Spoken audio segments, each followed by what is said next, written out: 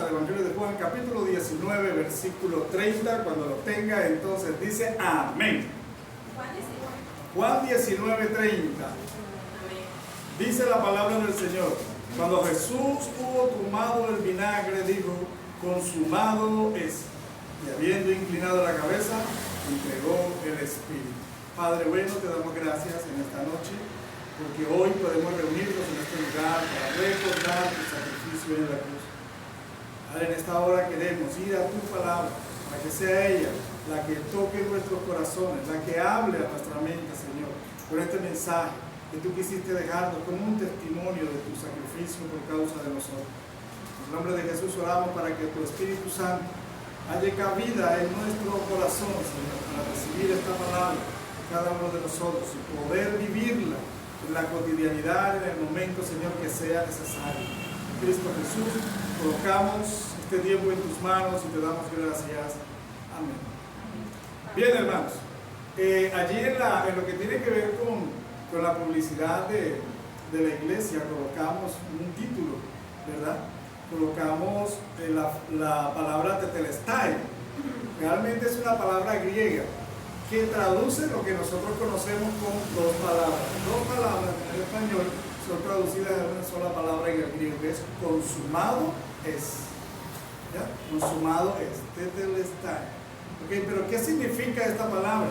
Esta palabra significa ha sido completado o ha sido perfeccionado, terminado, concluido, ¿verdad? Todas esas acepciones tiene esta palabra.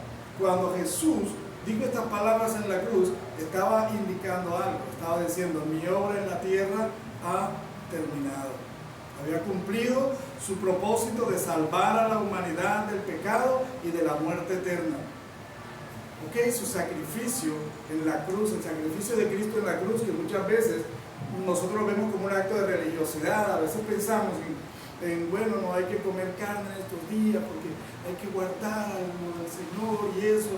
La muerte de Cristo, lo que nos enseñaron a nosotros en la tradición, ¿verdad?, debe ir mucho más allá de eso, aunque nosotros no nos abstenemos de comer carne.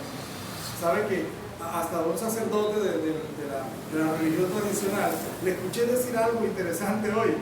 Él decía: cómase toda la carne que quiera, decía él, y decía, pero deje de estar hablando mal del prójimo, deje de estar chismoseando, ¿cierto? Entonces fíjate que eso de guardarse en días como este, y creo que para los cristianos es todo el tiempo, recordando el sacrificio de Cristo en la cruz, esto debe ser todos los días. Debemos vivir una vida conforme a ese sacrificio que hay en la cruz, no conforme a lo que el mundo muchas veces nos dicta, nos pide, nos exige muchas veces, y que le damos cumplimiento en algunas oportunidades.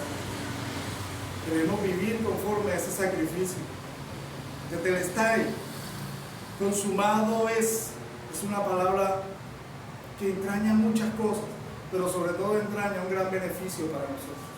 Yo quiero que esta noche veamos dos aspectos importantes. Yo pude haber colocado, estuve tentado a colocar como título del mensaje costo-beneficio, hablando un poco de administración, costo-beneficio. Quiero que veamos en esta noche lo que es el beneficio que recibimos nosotros cuando Cristo dijo consumado es, pero que también seamos conscientes del costo de esa consumación del propósito eterno de Dios para darnos salvación. Que en esta noche Dios nos ayude a entender esta gran verdad. Los beneficios para el ser humano son muchos de esa consumación, pero ¿sabe una cosa? Hay algo que en esta noche quiero compartir con ustedes. Son tres cositas nada más, de tres beneficios que considero son muy importantes. ¿Okay? El primero de todos es el que llamamos redención. Redención. Quiero que me acompañe un momentito allí a primera carta a Timoteo, capítulo 2, versículos 5 y 6. Esta carta nos habla acerca de este término. Dice: porque hay un solo Dios y un solo mediador entre Dios y los hombres, Jesucristo hombre, el cual se dio a sí mismo en rescate por todos, de lo cual se dio testimonio a su debido tiempo. Redención es pagar un rescate, pagar la deuda de otros. Eso significa redención. Y aquí había un problema delicado antes de tetelestai. Antes de consumado es, había un problema para el hombre, y es que el hombre es esclavo del pecado. El hombre sin Dios es esclavo del pecado. Juan 8:34 dice, Jesús le respondió, de cierto os digo que todo aquel que hace pecado, esclavo es del pecado. Esclavo es del pecado. El hombre no se da cuenta de que está bajo una esclavitud. El hombre sin Dios no se da cuenta que vive bajo una esclavitud que domina su vida.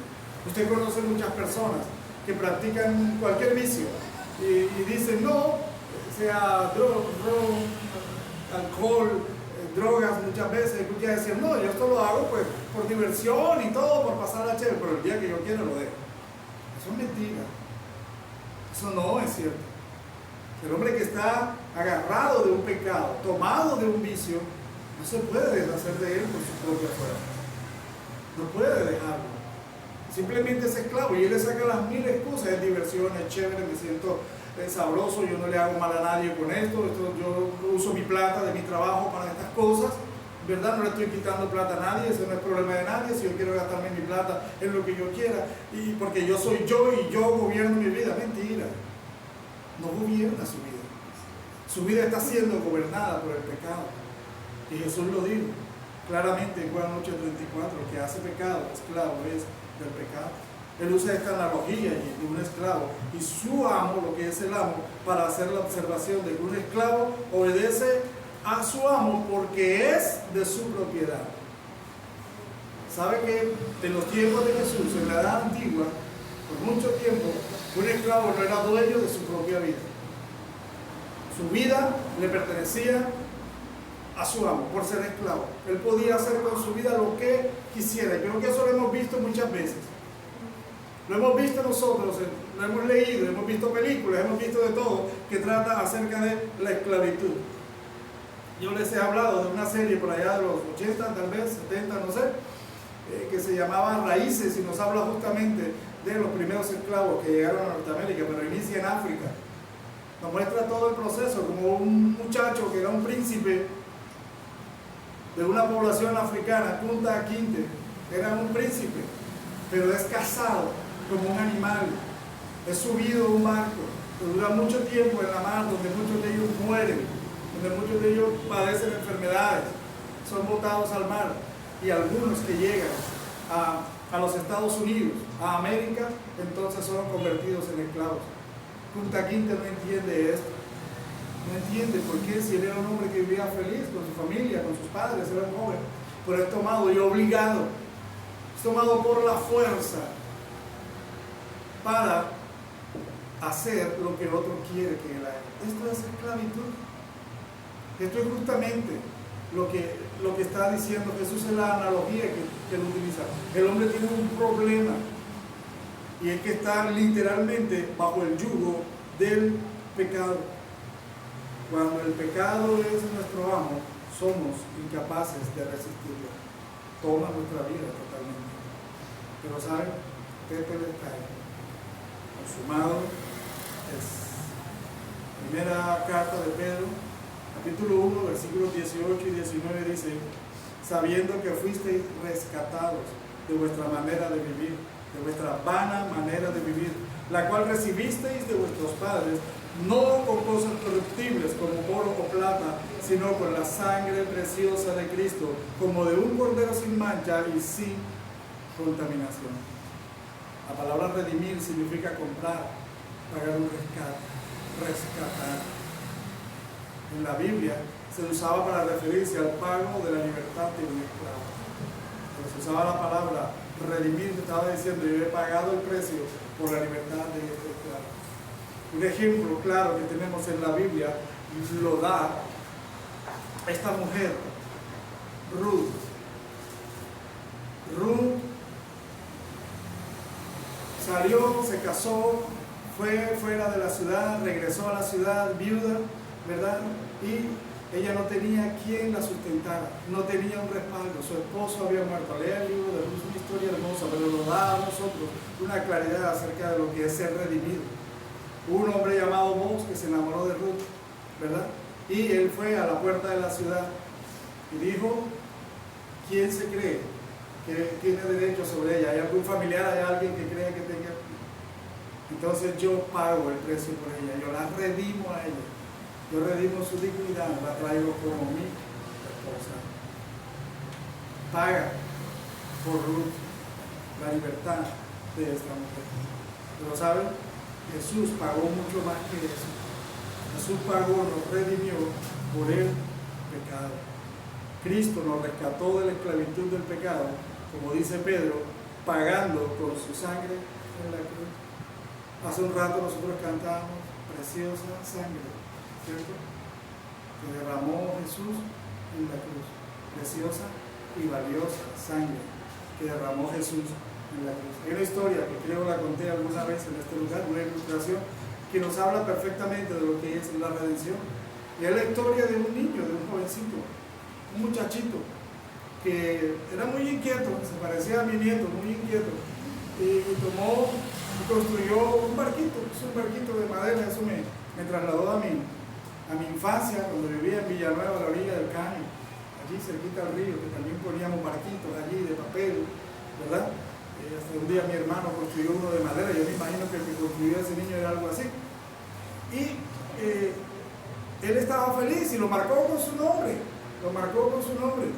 Y este niño colocó ese barquito allí en la orilla del riachuelo y él lo amarró allí y se extasiaba viendo su creación, lo que él había hecho. Y sabe una cosa, en algún momento se rompió la cuerda que ataba el barquito y el río se llevó el barco. El niño angustiado corría y corría, pero no alcanzó y el río se llevó el barco y se perdió en la distancia. Mucho tiempo después, en una venta de garaje o pulguero que llamamos nosotros, el niño vio el barquito, estaba allí. El barquito estaba allí, ¿verdad? Lo estaban vendiendo, estaba entre muchos objetos y él se acercó y le dijo al Señor, ese barco es mío. Dice, no Señor, ¿cómo va a ser tuyo? Sí es mío, mire, es más, si usted lo ve, tiene hasta el nombre ahí abajo, tiene mi nombre ahí abajo. Sí, no sé, pero a mí me lo trajeron aquí, yo lo compré y ahora es mío. ¿Cierto? Y el niño fue y dijo, yo quiero comprar ese barco. El niño fue y sacó todo lo que había en su alcancía, quebró la alcancía y sacó hasta la última monedita, el último billete. Fue donde el Señor y le dije, tome todo lo que yo tengo. No tengo más para darle. Todo esto es lo que yo tengo. Y lo voy a dar para que usted me entregue mi barco. ¿Cierto? Eso fue lo que hizo Cristo. El niño pudo rescatar un barquito que nosotros le pertenecemos a Dios 2 veces. Primero nos hizo, después nos redimió de la esclavitud del pecado. Primer beneficio, redención. Cristo nos redimió, pagó con su sangre en la cruz. Hay un segundo hecho bien importante también. Quiero que me acompañe allí a Juan capítulo 3, versículo 18. El que en él cree no es condenado, pero el que no cree ya ha sido condenado, porque no ha creído en el nombre del unigénito Hijo de Dios. ¿Sabe? El hombre sin Dios está bajo juicio. Está bajo el juicio de Dios. Y eso es lo que mucha gente ignora. Dice, no, yo soy libre, yo hago, a mí me va bien, no sé qué, yo no necesito ir a una iglesia, yo no necesito otro.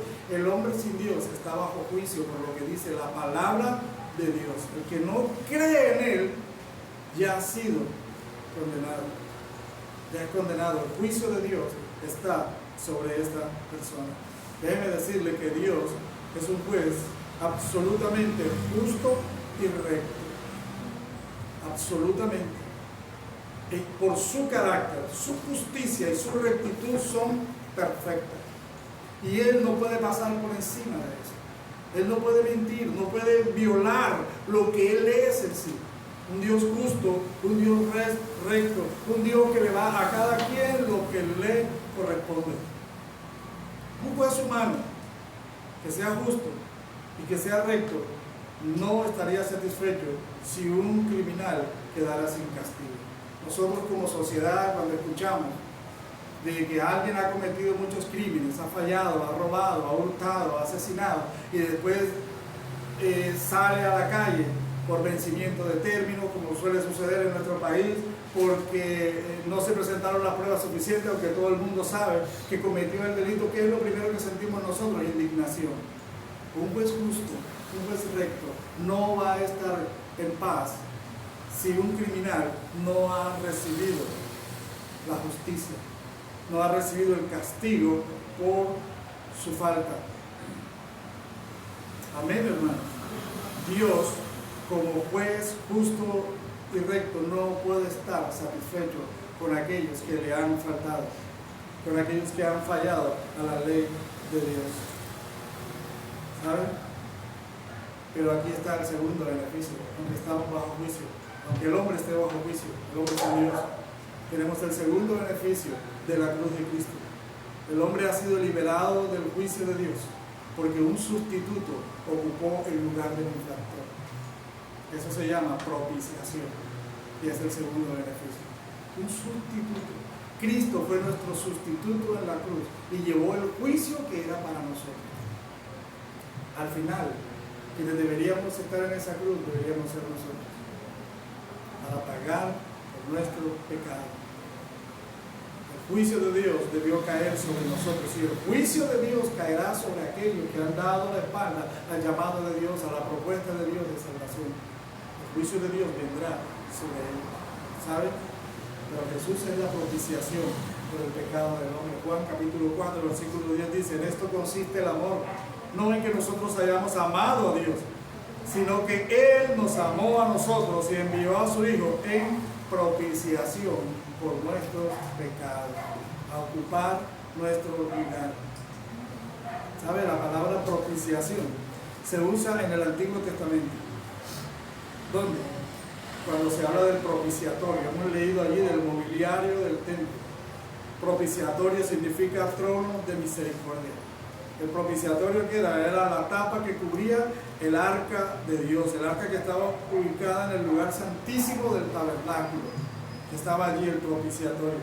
Dentro del arca que había la ley de Moisés, las tablas de la ley de Moisés, la primera fueron quebradas, las segundas estaban allí, ¿verdad? Y también estaba la vara de Aarón que reverdeció. Pero en estos momentos nos interesa que estaban allí los 10 mandamientos, estaba allí la ley de Dios, de tal manera que dentro del arca la ley pronunciaba una sentencia. ¿Sabe cuál es esa? Hay un castigo por quebrantar la ley, y este castigo tiene que pagarse. Cada quebrantador de la ley tiene que morir. Romanos 6:23 en su primera parte, como dice, porque la paga del pecado es muerte espiritual, la separación eterna de Dios. La justicia de Dios no podrá quedar satisfecha hasta que la pena no haya sido totalmente pagada en plenitud. ¿Sabe? Una vez al año, en el día que se llamaba el día de la expiación, el sumo sacerdote entraba allí a ese lugar llamado lugar santísimo por la sangre de un animal sacrificado, ¿cierto? Eso lo encontramos en Levítico, y Hebreos también hace una reseña de esto. La sangre era colocada allí en el propiciatorio, y esa sangre en el propiciatorio prefiguraba, era un tipo de la obra de Cristo en la cruz. Ese era el significado. Dios, en su misericordia, desde los tiempos antiguos, al pueblo de Israel le había señalado a Cristo, apuntaba a la cruz, al sacrificio de Cristo por nosotros. Era una simbología de lo que había realmente. Era una sombra de lo que realmente habría de venir. Amén, hermano. ¿Sabe una cosa? La sangre allí en el propiciatorio era la bendición para nosotros. Y esa sangre sobre el propiciatorio también daba un mensaje: la pena ha sido pagada en su totalidad. Un sustituto ha muerto y todas las demandas de la justicia han sido cumplidas. En lugar de juzgar al culpable, el quebrantador de la ley ahora es libre para mostrar su misericordia. Por eso que la Biblia menciona muchas veces que la misericordia de Dios se ha derramado en Cristo. Sin la cruz, sin la sangre de Cristo derramada, no nos alcanzaría la misericordia de Dios jamás. Jamás. Porque nos vería como infractores, y el juicio, su juicio, estaría sobre nosotros. Amén, hermano. Redención, propiciación, beneficio de consumado es. Una frase tan sencilla, una palabra que telestai, una frase para nosotros en nuestro idioma: consumado es. pero que tiene un valor, tiene un costo para Dios y un valor para nuestra salvación incalculable. Valor incalculable, pero un tercer beneficio para nosotros. Romanos capítulo 5, versículo 10 dice: porque si siendo enemigos fuimos reconciliados con Dios por la muerte de su Hijo, mucho más estando reconciliados seremos salvos por su vida. El hombre ya no es amigo de Dios. Santiago 4:4 dice: oh almas adúlteras, ¿no sabéis que la amistad del mundo es enemistad contra Dios? Cualquiera pues que quiera ser amigo del mundo se constituye enemigo de Dios. ¿A quién seguimos nosotros? ¿Los principios de quién seguimos nosotros? Para nuestra vida, para nuestras actitudes, para nuestras acciones, para nuestra respuesta a las situaciones. Dios tiene unos principios. ¿Pero seguimos esos principios o seguimos los principios del mundo? La amistad con el mundo es enemistad con Dios. Así de sencillo. El mundo es el sistema que se opone a la voluntad de Dios. Es el sistema que con sus valores o antivalores trata de evitar que usted y yo cumplamos la voluntad de Dios. El mundo le dice: hay que hacer esto, hay que hacer esto, hay que hacer lo otro. Debe vivir así, debe vivir así, debe vestir esto, debe vestir lo otro. Debe quitarte esto, debe ponerte esto. Debes hablar así y no así de esta manera. Esta es la moda. El mundo nos impone una cantidad de cosas. Tienes que estar del lado de un político, tienes que estar del lado del otro. Nos impone una cantidad de cosas. Pero no dejamos que Dios sobre nosotros, pero no dejamos que el Espíritu Santo ministre nuestra vida y nos ayude a tomar las decisiones dentro de la voluntad de Dios. Para reflejar a Cristo, nosotros somos amigos del mundo. Nos estamos haciendo amigos del mundo. Porque hemos sido salvos, hemos sido redimidos. Y aquí también se nos habla de que hemos sido reconciliados con Dios. Enemigos de Dios, ya no somos más enemigos de Dios.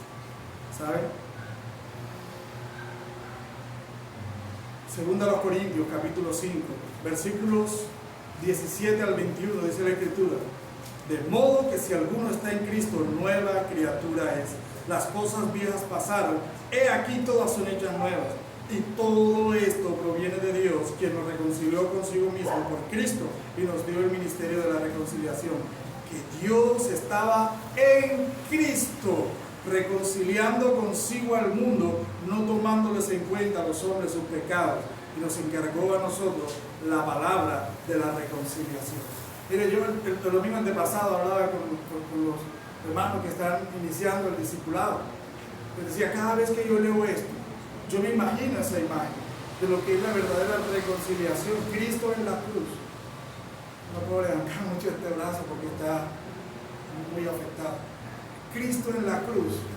Allí yo veo esto como Cristo en la cruz, con una mano sosteniendo la mano de Dios y con la otra mano sosteniendo la mano de toda la raza humana. Reconciliar. Diciendo: ya no hay enemistad entre Dios y el hombre. No hay más enemistad, pero solo a través de la obra de Cristo. Cuando Él dijo: consumado es, nos estaba entregando todos estos beneficios. ¿Sabe? Dios ha sido demasiado bueno. Nuestro pecado fue puesto sobre Cristo, ¿verdad? Fue un sustituto nuestro. La ira de Dios cayó sobre Él, convirtiéndolo en ¿qué? En nuestro sustituto. Dios puede reconciliarnos. Ahora Dios puede reconciliarnos con Cristo, con Él a través de Cristo. Por la muerte de su Hijo, Dios ha hecho que el hombre tenga la relación correcta con Él. Una relación de amistad, sin comprometer o cambiar su carácter santo, sin cambiar su santidad, sin cambiar su justicia, porque ya fue satisfecha en la cruz, en Cristo Jesús, sin cambiar su odio hacia el pecado. Todo esto permanece igual. Dios es justo. Ese Salmo 7:11. Y Dios está airado contra el impío todos los días. Todos los días Dios está airado contra el impío. Amén. Dios detesta el pecado, pero Cristo llevó todo nuestro pecado, todo el nuestro. ¿Sabe? Jesús decía algo mientras estábamos ahí en el tiempo de alabanza cuando él inició como una oración, decía, al no conocer aún nuestros pecados ocultos, como decía el rey David, aquellos de los que no somos conscientes, ¿cierto? Y tal vez habrá muchos de los que pasará toda nuestra vida aquí en la tierra y no seremos conscientes de que le hemos fallado a Dios. Pasarán muchos, pero aún por eso Cristo recibió la cruz, recibió la muerte de la cruz. Aún por eso el Señor murió por causa de nosotros. ¿Saben, mis amados? Son beneficios que nosotros muchas veces olvidamos. A veces estamos muy preocupados porque el culto de Semana Santa sea una celebración, una fiesta, que sea todo bonito, que haya todo adornado, pero lo más importante no es eso. Lo más importante es tener claro, ser consciente, interiorizar lo que pasó en esa cruz, lo que sucedió en la cruz. Saben, me tomé un tiempito y quiero compartirlo con ustedes para echarle una mirada desde otro aspecto a la muerte de Cristo. Voy a leer para ustedes unas notas del doctor Telmo Salas en el libro Solo por Amor. Ahí está en la biblioteca de la iglesia, Solo por Amor, este libro, ¿cierto? Y él decía, ¿de qué murió Jesús? Hacía una pregunta en el último capítulo del libro, ¿de qué murió Jesús? ¿Verdad? Y él habla como profesional, como médico, habla de muchas posibilidades, de muchas teorías, de muchos profesionales a través de la historia que han intentado demostrar o comprender de qué murió realmente Cristo. Algunos dicen que Cristo murió por la rotura del corazón. Se rompió, literal, físicamente su corazón se rompió. ¿Sabe qué dice él? Sus observaciones sobre varios pacientes muertos por rotura del corazón son en resumen las siguientes. Minutos antes de morir, en la mayoría de los casos, los moribundos han emitido gritos. Número 2, su pericardio fue hallado tan dilatado que comprimía los pulmones de abajo hacia arriba. Corazón enorme. La sangre encontrada en el pericardio en cantidad variada estaba sedimentada pero casi líquida. Número 4, el suero en notable proporción separado de la sangre nadaba sobre la masa sanguínea por el diverso peso específico. Eso explica por qué cuando aquel centurión mete su lanza en el costado derecho de Jesús salió agua. Eso explica eso, científicamente. Esto podía suceder.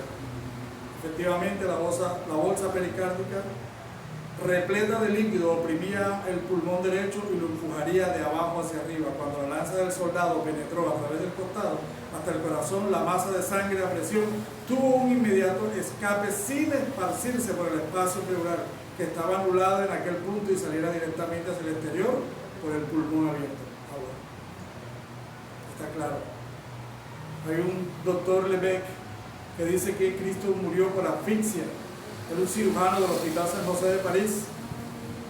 Él dice que para él los brazos levantados en posición de inspiración entran en una relativa inmovilidad de las costillas y una gran dificultad para la respiración. El crucificado debió tener una sensación de ahogo progresivo. Algunos que nos dio COVID pasamos por una leve experiencia de ahogo progresivo. El único día que yo sentí crisis, gracias que el Señor me guardó de otras cosas, fue una noche donde sentí que me faltaba el aire. Tuve que levantar y sentarme recto, ¿verdad? La espalda pegada a la pared y tratar de regular la respiración. Es horrible sentir que se te va el aire y no tienes forma de alcanzarlo. Es espantoso. Y dice que Cristo pudo haber sido progresivo, cada vez peor, cada vez peor la angustia, la ansiedad por el aire. Otros dicen que fue muerto por colapso ortostático, fenómeno durante el cual la sangre desciende a las partes inferiores del cuerpo. Siguiendo las leyes de la gravedad, toda la sangre se va abajo, como se demuestra con el hecho de que una mano levantada se torna más pálida a los pocos minutos que la que pende hacia abajo. Obviamente esta mano tenderá a ponerse roja por la sangre y esta tenderá a colocarse pálida. Normalmente numerosos factores impiden la caída y estancamiento de la sangre en las partes inferiores del cuerpo. Como esto no es posible en el caso de la crucifixión, la muerte ha de sobrevenir porque el corazón y el cerebro no reciben la sangre en cantidades suficientes. y otros dicen que fue por un conjunto de cosas, algunas de estas y otras también diferentes. Ese fue el costo de la cruz. Ese fue el costo de nuestra salvación. Ese fue el costo de nuestra redención. Ese fue el costo. Y a veces somos tan folclóricos. Ya sacamos las excusas para evadir los compromisos con el Señor. Sacamos las 1500 excusas. Yo recuerdo que el pastor Josué Irión, él hablaba de esto en un video que les he recomendado que se llama El Discipulado Completo, Radical y Verdadero. Él hablaba de la iglesia contemporánea donde si no hay aire no voy, estamos en tiempo de calor, Dios mío, me quedo en el cuarto de mi casa. En mi casa sí hay aire, ¿cierto? Y él decía eso, y nos ponía el ejemplo de un indio que tenía que caminar kilómetros para ir al culto. Se tomaba un día con su noche para ir al culto. Salía en la mañana. Pasaba todo el día caminando. Llegaba a la orilla del río Amazonas. Después había que jugar hacia el otro lado.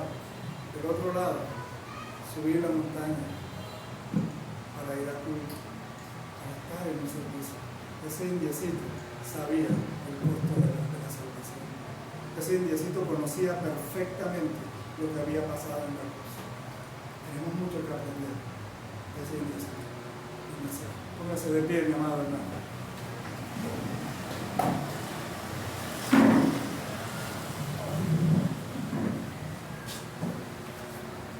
La frase consumado es, que nos dice Juan 19:30, nos recuerda que Jesús cumplió plenamente, no faltó nada.